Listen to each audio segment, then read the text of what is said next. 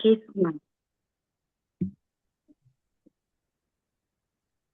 कथ्यते जीव नामने तच चिंतम प्रतनुवासनम शांत देह चमत्कारम जीवम विद्धि क्रमात् परम।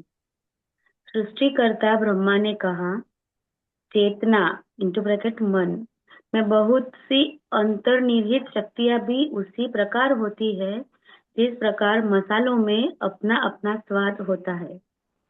वह चेतना स्वतः सूक्ष्म या वायवीय काया ग्रहण करती हुई प्रतीत होती है, और जब वह स्थूल हो जाती है तो भौतिक रूप धारण कर लेती है। श्लोक का अर्थ है, विशिष्टीकृत चेतना की शक्ति जब अत्यंत सूक्ष्म रूप धारण करती है तो उसी का नामकरण जीव या वैयक्तिक आत्मा किया जाता है, और जब उस जीव का सारा मायाजाल समाप्त हो जाता है तब वह परम पुरुष की तरह प्रकाशित होता है।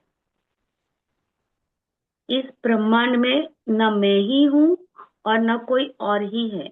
यह सब कुछ असीम आत्मा है।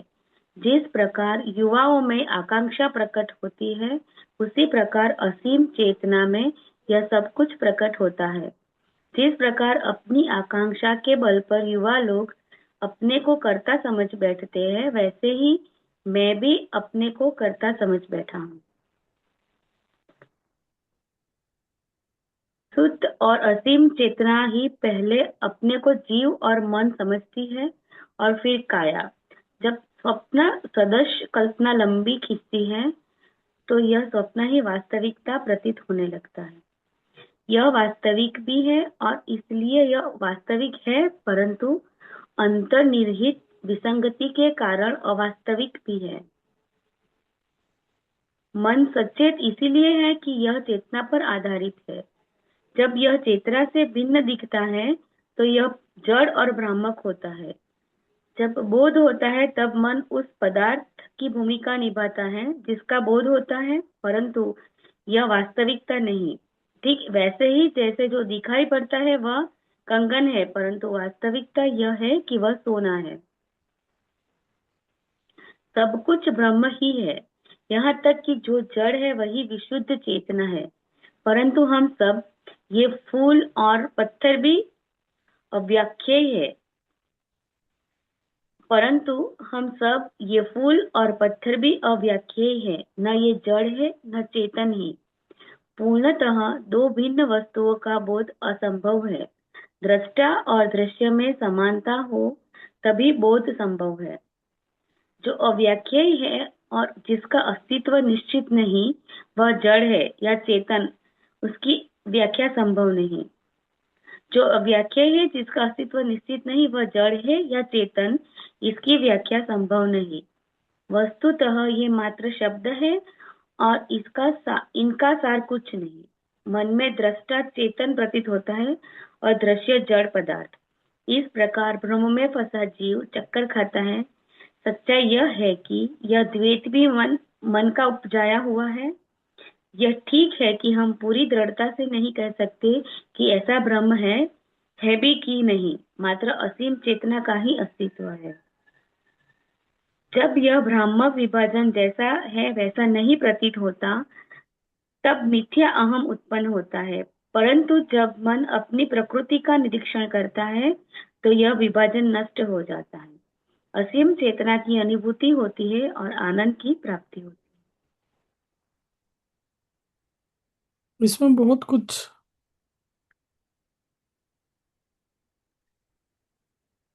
है। लेकिन स्वामी जी इसमें ये भी है, द्वैत भी अपना मन का उपजाया हुआ है। सत्या हम्म। और दृश्य।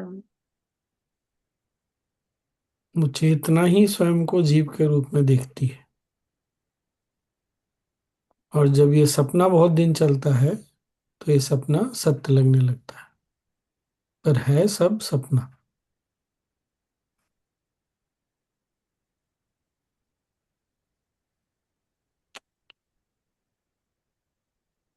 हम्म। पढ़ो। पढ़ो। 22 मार्च। मनसेव मनस तस्मात् पौरुषेण पुमान इह। स्वकम एवं स्वकेनेव योज्येत पावने पथि। वशिष्ठ ने ब्रह्मा से पूछा, स्वामी, यह कैसे संभव हुआ कि ऋषि के शाप से इंद्र की काया तो प्रभावित हुई पर मन प्रभावित नहीं हुआ? यदि काया मन से अभिन्न नहीं, तब शाप का प्रभाव मन पर भी तो पड़ना चाहिए था। कृपया बताइए कि मन क्यों प्रभावित नहीं हुआ या वह भी प्रभावित हुआ? सृष्टिकर्ता ब्रह्मा ने उत्तर दिया, प्रियवर, ब्रह्मांड में ब्रह्मा से लेकर पर्वत तक हर साकार पिंड की दोहरी काया या शरीर होता है। पहला तो मनः शरीर है, जो चंचल है और तुरंत प्रतिक्रिया करता है। दूसरा मांसल शरीर है, जो वस्तुतः कुछ नहीं करता। इस दूसरे शरीर पर ही शाप और वर का प्रभाव दिखाई देता है। यह मुख शक्तिहीन, निर्बल तथा कमल पत्र पर पड़े जल कण की तरह अस्थायी है और पूरी तरह से भाग्य, नियति तथा कुछ ऐसे ही कारकों पर आश्रित भी। जबकि मन होता है स्वतंत्र, परंतु आश्रित प्रतीत होता है। जब यह मन विश्वास पूर्वक किसी स्वप्रयास में लगता है, तब किसी दुख की उस तक पहुंच नहीं होती। जब भी वह प्रयास करता है, उसे अपने प्रयास का फल मिलता है। भौतिक शरीर कुछ भी प्राप्त नहीं कर पाता, जबकि मना शरीर को फल की प्राप्ति होती है, जो विशुद्ध है। यदि मन उसमें निरंतर वास करता है, तो वह शाप से सुरक्षित रहता है। शरीर आग या कीचड़ में गिर सकता है, परंतु मन वही अनुभव करता है जिसका वह चिंतन करता है। शरीर आग या कीचड़ में गिर सकता है, परंतु मन वही अनुभव करता है जिसका वह चिंतन करता है। यह इंद्र ने प्रदर्शित किया है। यही प्रदर्शन दीर्घतपा नामक ऋषि ने भी किया है। अपने धार्मिक क्रियाकलापों के लिए सामग्री एकत्र करते समय वह कुएं में जा गिरा। उसने मानसिक रूप से सभी क्रियाएं की और वही फल प्राप्त किया जो उन क्रियाओं को शरीरतः करने से प्राप्त होता है। पवित्रात्मा के 10 पुत्र अपने मानसिक प्रयास से ही ब्रह्मपद पाने में सफल हुए। ऐसा करने में भी उन्हें न रोका सका। मानसिक या शारीरिक व्याधि तथा कुदृष्टि और अभिशाप भी उस मन को स्पर्श नहीं करते जो स्व के प्रति निष्ठावान होता है तथा उस कमल पुरुष की तरह होता है, जिसके गिरने से ही चट्टान भी दो टुक हो जाती है। इसीलिए श्लोक का अर्थ है, इसीलिए हर व्यक्ति को प्रयासरत रहना चाहिए कि उसका मन विशुद्ध पथ पर अग्रसर हो, अर्थात आत्मा सर्वनिर्मित विशुद्ध पथ पर ही चले। मन जिस वस्तु का भी चिंतन करता है, वह तत्क्षण मूर्तिमान हो जाती है। गहन चिंतन के द्वारा वह अपने को आमूल परिवर्तन ला सकता है तथा अपने उस त्रुटिपूर्ण दृष्टिकोण में भी सुधार ला सकता है, जिसके फलस्वरूप मिथ्या भी उसे वास्तविक प्रतीत होता है। चांदनी में बैठे हुए व्यक्ति को भी असह्य ताप का अनुभव करा सकता है और जो धूप में जलते हुए को शीतलता का भी अनुभव करा सकता है। मन की ऐसी ही रहस्यमय शक्ति है। मतलब सबसे बड़ा जादूगर मन है। जिस चीज के बारे में सोचता है, जो सोचता है वही सत्य हो जाता है। पता नहीं आप लोगों को ये पता है कि नहीं। अगर कोई व्यक्ति बैठ के केवल ऐसा सोचता है कि वो एक्सरसाइज कर रहा है, फिजिकली कुछ नहीं करता, बट एक्सरसाइज कर रहा है ना, तो उसका सेम इम्पैक्ट होता है जो एक्सरसाइज करने पर होता है।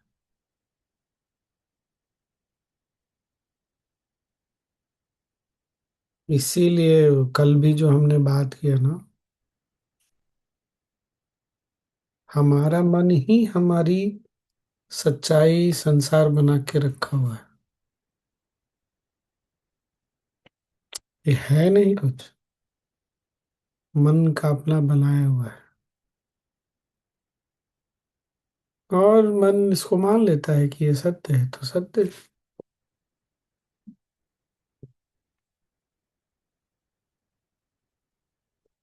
इसीलिए वो जो लाइन लिखा है ना,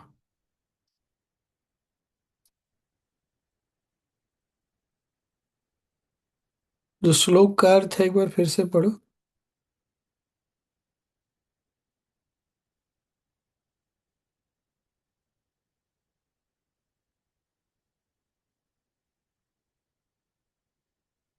पारुल।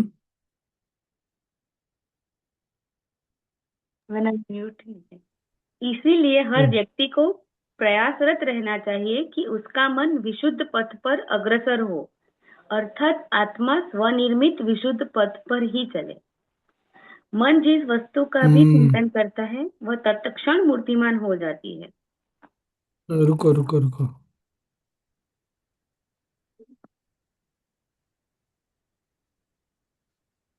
इसके पहले वाले पैराग्राफ में पढ़ो, शुरू शुरू से पढ़ो। भौतिक शरीर कुछ भी प्राप्त नहीं कर पाता, जबकि मनः शरीर को फल की प्राप्ति होती है। जो विशुद्ध है, यदि मन उसमें निरंतर वास करता है तो वह शाप से सुरक्षित रहता है। रुको रुको रुको। कल भी हम यही बात कर रहे थे ना।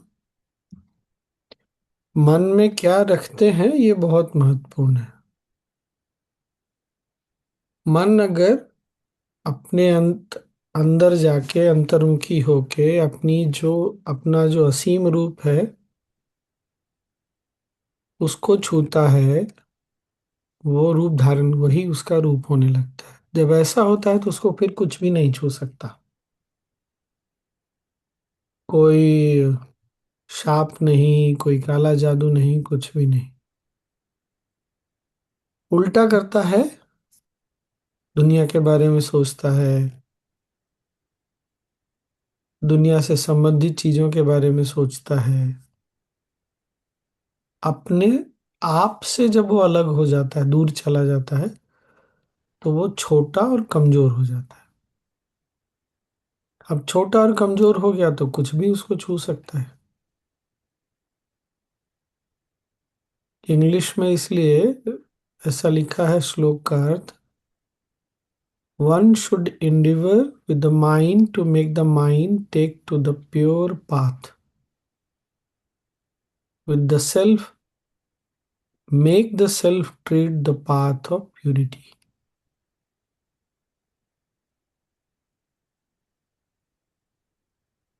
आगे लिखा है, whatever the mind contemplates that instantly materializes। By intense contemplation, it can bring about radical change within itself to heal itself of the defective vision in which illusion were perceived as real।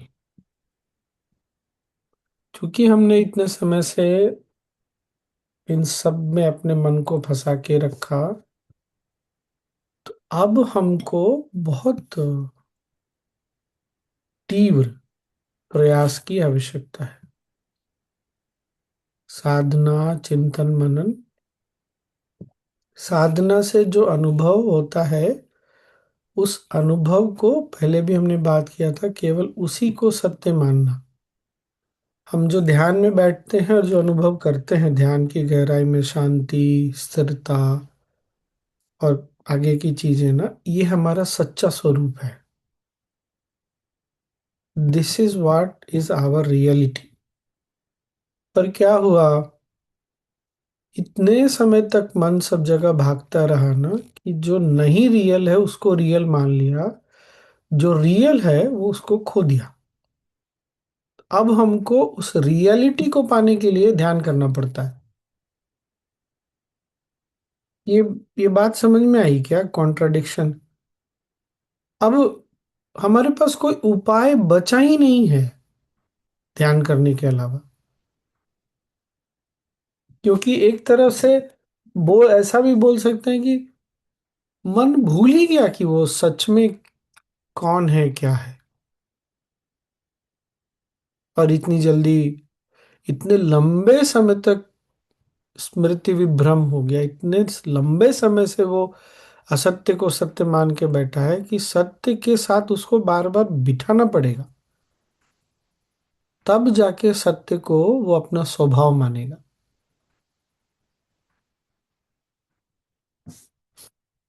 इसीलिए फिर से जो हम ध्यान करते हैं वो हमारा सच्चा स्वभाव है, सच्चा रूप है, हम वही हैं। लेकिन चूंकि बहुत समय से हमने इसको खो दिया तो हमको अभ्यास की आवश्यकता है।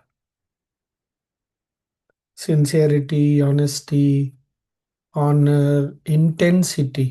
इसीलिए गुरुदेव बोलते हैं ना, वो संयम में बोला 3 तरह के साधक होते हैं।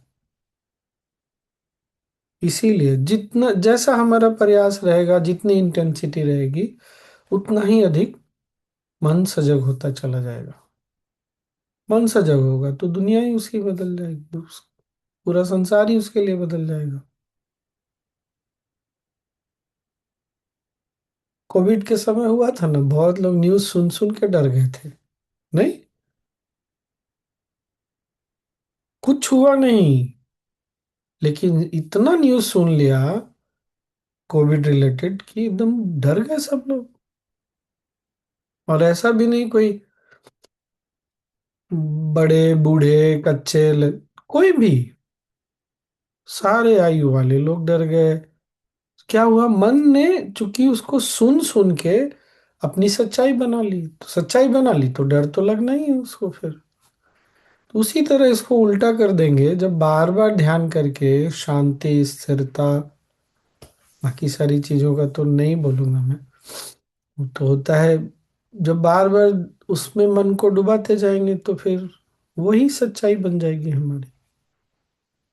अभी भी अभी बना हुआ ही है ही, इतने समय से हम अभ्यास अभ्यास कर रहे हैं।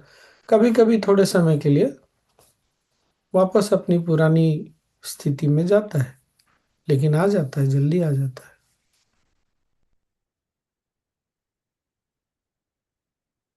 तो मुख्य तो यही है। आगे भी पढ़ लो।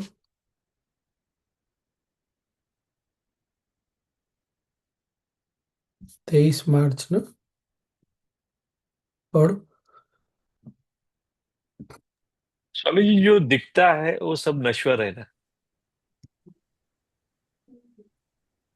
हाँ, तो वो सत्य ही नहीं है, मतलब समझने में थोड़ा इजी मुझे लगा जब सोचा। सत्य को वशिष्ठ मुनि ऐसे डिफाइन करते हैं, परिभाषित करते हैं कि जो था, जो है और रहेगा, वही सत्य है।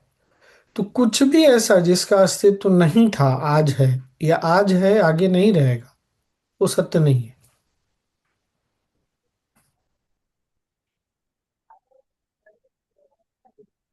तो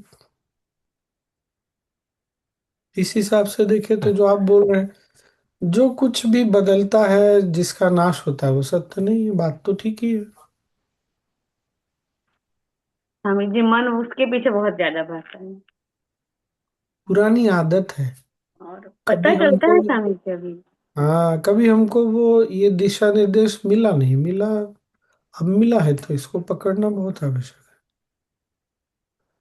है। जो हमारा कार्य है, कार्य में मन लगाना है, पूरी तरह करना है, लेकिन अब वो स्किल, वो युक्ति हमको अपने अंदर विकसित करना है कि जब हमने कार्य छोड़ा तो मन एकदम वहां शटर गिरा दे।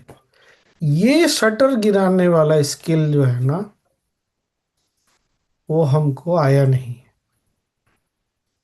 मतलब सीख रहे हैं, धीरे धीरे सीख रहे हैं। पर ये निर्णय अगर मन कर ले कि नहीं, अब इस ये चैप्टर बंद तो बंद, तब जा करके वो इससे बाहर निकलना शुरू करेगा ना। अच्छा, दो ही चीज तो आदमी सोचता है, या तो जो हो गया, या आगे की जो कल्पना है। अच्छा, मतलब कहने का मतलब बहुत बड़ा बदलाव लाने की भी आवश्यकता नहीं, दो ही चीज, दो ही जगह बन जाता है।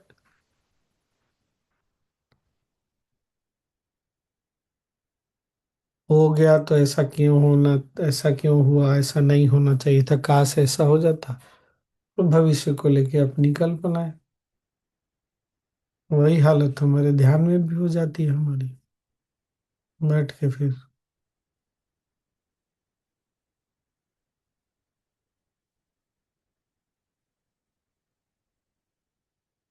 इसको कैसे सुधारा जाए? अपने मन को हम ही को सुधारना पड़ेगा। साधना, ज्ञान सहायता तो करती है, लेकिन सजग तो हमको होना पड़ेगा।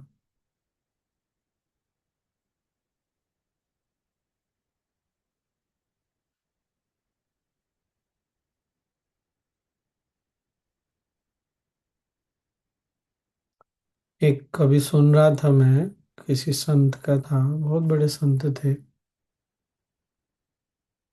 बोल ही देता हूँ, नीम करोली बाबा के बारे में था। एक बार उनका एक शिष्य बहुत गुस्सा आके उनके पास कि नहीं, आप मेरा कुंडली जागृत करिए। तो बोले, वो जो वहां पे पास में एक कोई रहता है योगी ना, उसके पास जाओ, वो कुंडली जगा देगा।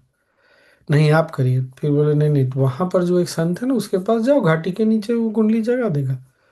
फिर वो चिल्लाए, नहीं आप। तो बोले, मुझे सिर्फ दो ही चीज पता है, रा और मा, और मुझे कुछ नहीं पता है। मैंने सुना ना तो मैं दंग रह गया। फोकस क्या चीज होती है, समझ में आया ना? राम जी के भक्त थे वो। मुझे बस एक ही चीज, दो ही चीज पता है, रा और मा, कुछ नहीं पता। इतने बड़े संत,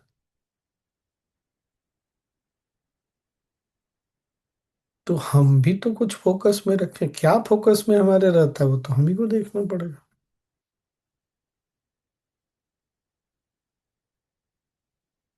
संयम कर लिए तो संयम की सिद्धि हो जाए, उड़ जाए। जीवन में ये मिल जाए, जीवन में वो मिल जाए। अरे मिल जाएगा तो करोगे क्या, अंत तक क्या करोगे? चार लोगों को बोलोगे, चार लोग बोलेंगे वाह कितना सुंदर, या कोई सहानुभूति दिखाएगा, इससे ज्यादा तो कुछ होगा नहीं। ये जो सुख है ना, कि सहानुभूति का सुख, प्रशंसा करेंगे लोग तो सुख, इससे तो निकलना पड़ेगा हमको। हमको ये नहीं समझ में आता कि जो हमारा अनंत स्वरूप है, उसमें ऐसा कुछ भी नहीं है जो नहीं है। लेकिन उसके संपर्क में आने के बजाय पता नहीं दुनिया में क्या क्या सुख ढूंढ रहा है मन। स्वामी जी, अपेक्षा वाला सुख। हाँ, बहुत सारी चीजें हैं। हम्म। सुख, मन को ये पता नहीं ना कि वो सुख का। जब हम लोगों ने वो किया था ना, बेसिक कोर्स बोलते थे, तो एक कहानी याद होगा राजू मामा को भी। वो एक कहानी बताते थे कि एक भिखारी था, भीख मांगता रहता था, वर्षों तक एक ही जगह बैठ के भीख मांगता रहा, मर गया। तो पुराने लोगों को कहानी याद होगा, जब लोगों ने वहां पर सारा सामान हटाया, मिट्टी हटाई, तो देखा वो खजाने पे बैठा हुआ था। जिस चीज के लिए हम दुनिया में भटक रहे हैं, उसके भंडार पे हम बैठे हुए, स्रोत पे बैठे हैं। यही बात इतने वर्षों में ना, कभी ये कहानी भी नहीं पल्ले पड़ी। अब समझ में आता है कहाँ मन भाग रहा है, किस चीज के पीछे भाग रहा है, क्या मिल जाएगा।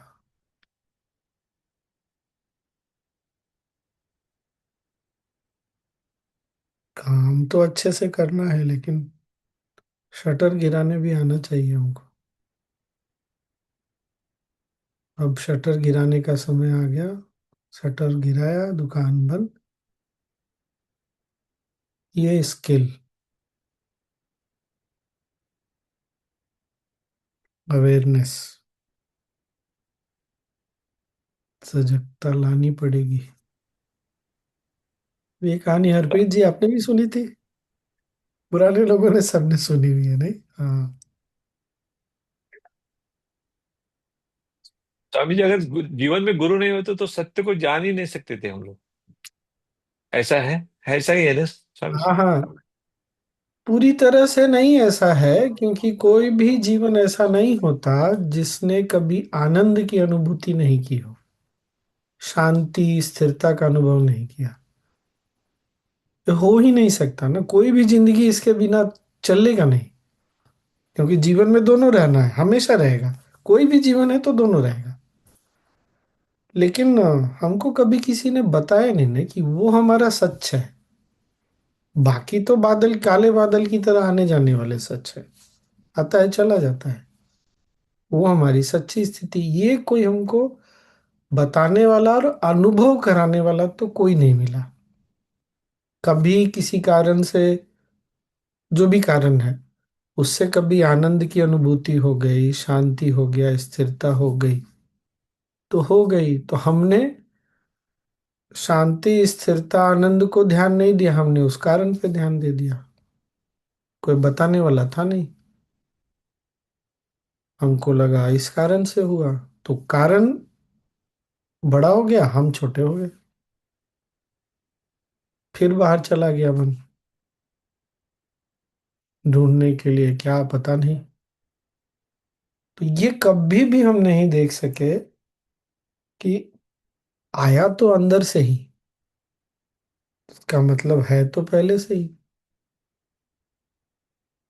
वही गुरु आते हैं तो थोड़ी स्पष्टता आने लगती है।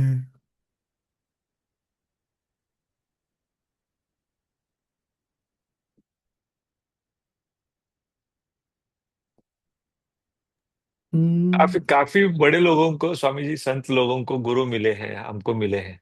लेकिन बुद्ध को कोई गुरु नहीं थे, फिर भी एनलाइटेंड हो गए। तो ये भी एक मार्ग है। और वो, अब देखा जाए तो, कहते हैं ना, वो जब घोर तपस्या कर रहे थे तो तीन महिलाएं गाते हुए आई कि वो क्या सी तार वाला यंत्र था, उसको इतना भी टाइट नहीं करो कि टूट जाए, बजाने से ढीला मत छोड़ो कि बजे नहीं। तो देखा जाए तो गुरु तो उनको मिल ही गए। ऐसा सच गुरु नहीं मिले, आकार में नहीं मिले, लेकिन कोई तो उनको अंदर से जागृति लाने का कुछ तो बहाना बना। होता हो सकता है, लेकिन वो, क्या बोला जाए, और कोई उदाहरण पता तो नहीं है। एक ही उदाहरण हमको पता है, और उसमें भी ये पता है कि उनको कुछ तो हुआ और उनको वो क्लिक कर गया। इट्स लाइक दैट अगर वो जिनकी कहानी मुझे नाम नहीं पता, जिनके लाइफ में पता नहीं कितने सारे गुरु थे, चिड़ी थी, तोता था, सांप था, गाय था, he look like that. So basically if we see, that's how it happened in his life, right? Swamiji is just probably वैसे भी देख he सकते didn't हैं। acknowledge it. Yeah. वैसे भी देख दत्त सकते हैं। दत्त दत्त गुरु। हाँ, दत्तात्रेय, भगवान खतरे के दत्तात्रेय। 24 गुरु थे भागवत में। अरे यही तो हमारे साथ है ना। हम ना अपने जीवन से सीख रहे हैं, ना आसपास से सीख रहे हैं, उल्टे कहीं और जाके फंस जा रहे हैं। तो हमको कोई एक चाहिए, फिर जगाने वाला कोई तो चाहिए। तो जो जगाता है वही गुरु है। जो जगाता है, जो हमको हमारे सच्चे स्वरूप से परिचय कराता है, वही गुरु।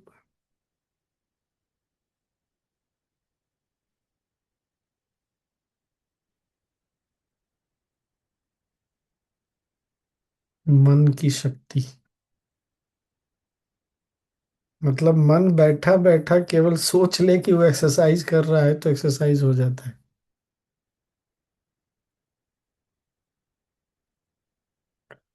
तो मन अगर बैठे बैठे सोच ले मैं शांत हूँ, मेरा स्वभाव शांति स्थिरता है, मैं आनंद, तो हो ही जाएगा फिर। पहले याद है एडवांस कोर्स के बाद बोलते थे, रोज रोज रात को सोते समय बस यही याद करके सोना है कि I am hollow and empty. Ashtavakra में गुरुदेव ने बोला कि अष्टावक्र गीता में, कि आज सोने जाना तो ऐसे सोना जैसे कि मैं इनलाइटेंड हूँ, बादल की तरह हल्का। तो खेल क्या है कि मन कहाँ पर अपनी ऊर्जा लगाता है। जहां ऊर्जा लगाएगा सृष्टि वैसी ही होगी।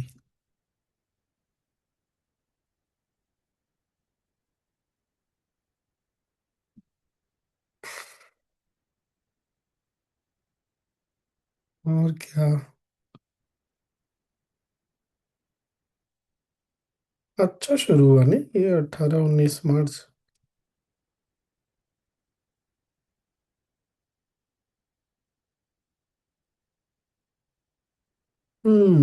और क्या। ध्यान किया था क्या सबने गुरुदेव के साथ? कुछ लोगों ने किया, सबने नहीं किया।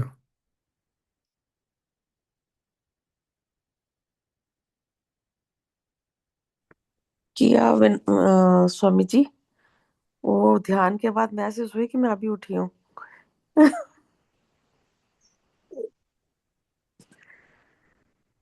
स्वामी जी 18 में आपने बताया कि जो हमारे स्वभाव में वो करने से कर्म नहीं लगते।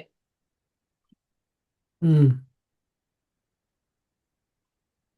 और तो हाँ, खाना खाने से कोई कर्म थोड़ी लगेगा, तो हमारे स्वभाव में है जीवन दिन।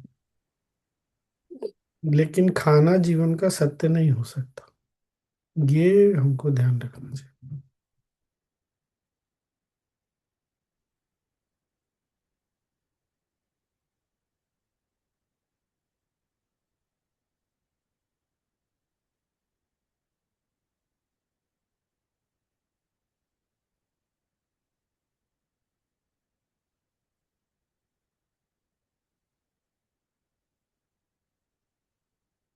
तो बस आज इतना ही।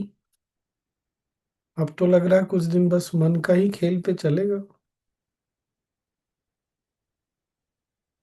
कल स्वामी जी सारा दिन मेरा मन इसी में रहा, क्योंकि कल का मेन वो था कि मन अपने आप को बहुत कमजोर समझता है। आई केप्ट ऑन ऑब्जर्विंग कि मुझे ऐसा लगा कितना कम, मतलब मेरा मन कितना कमजोर लगा मुझे, to be honest. Throughout the day I kept on noticing, कभी इस बात से डर, कभी उस बात की चिंता, कभी ये, मतलब जस्ट लाइक या दैट लो कॉन्फिडेंस कि हम ये नहीं कर सकते, मतलब आई केप्ट ऑन ऑब्जर्विंग कि बुरी हालत है बेचारे मन की। कोई बात नहीं, अगर देख लिए तो फिर अलग हो गए मतलब उससे। मुझे ये समझ आ रहा है कि अभी इस मन को अब बहुत मजबूत होना है, बट मतलब ये सोच के कि इतना कमजोर है तो इतना मजबूत कैसे होगा, वो एक और। नहीं नहीं, वो प्राणायाम से बहुत बल मिलता है। हम्म।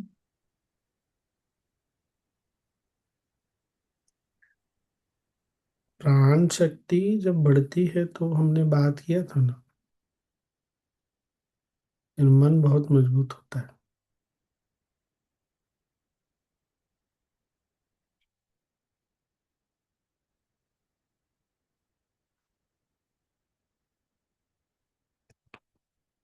स्वामी जी, प्रवीण जी का मन एक माँ का मन है। तो वो कमजोर कमजोर रहता है, लेकिन ऐसा नहीं रहता, सबसे स्ट्रांगेस्ट तो माँ का ही मन रहता है। पर वो समझता नहीं ना, उसको हाँ। अपनी कमजोरी दिख जाती है, मजबूती नहीं दिखती। ये यही गड़बड़ है। अरे इतना जिंदगी जी ली है, इतना कुछ कर लिया, ऐसे ही कर लिया क्या? ऐसे ही हो गया? क्या क्या दिन नहीं देखा होगा, क्या क्या समय नहीं देखा होगा। वैसे भी माँ का मन छोड़ भी दे तो कोई अब 15-20 साल की आयु तो है नहीं, कितना कुछ देखा, कितने कुछ से गुजरा। तो वही जो गुरुदेव बोलते हैं ना कि एडवांस कोर्स में 4 उपाय है, उसमें से एक शौर्य है, अपने इसको देखना। अरे तो कितनी सारी चीज मैंने देखी है जिंदगी में, निकल गया, अभी तक आ गए तो कौन सी बड़ी बात है। और ये काम आता है, ऐसा नहीं कि नहीं काम आता, बिल्कुल काम आता है।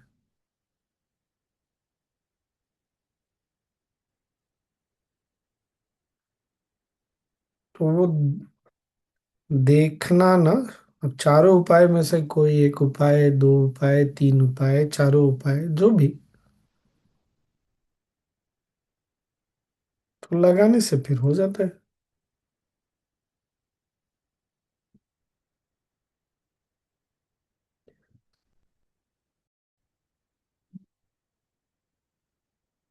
जिसके पास गुरु है और जिसके गुरु हो, वो अपने आप को अगर बेचारा समझता है और शिकायत करता है, बहुत मुश्किल है उसकी लाइफ, बहुत मुश्किल। एक बार भी शिकायत नहीं उठ मन में कि मेरे साथ ऐसा क्यों हुआ, ये नहीं होना चाहिए, कुछ नहीं, और एकदम बेचारापन नहीं। अरे जीवन है, कुछ भी हो सकता है, कभी भी हो सकता है। अब मजेदार बात क्या है, आप साधना ज्ञान में रहेंगे तो ये सजगता भी रहती है। ऐसा नहीं कोई भी आदमी हेल्पलेस नहीं होता, असहाय नहीं होता। गुरु किसी न किसी रूप में आते ही हैं।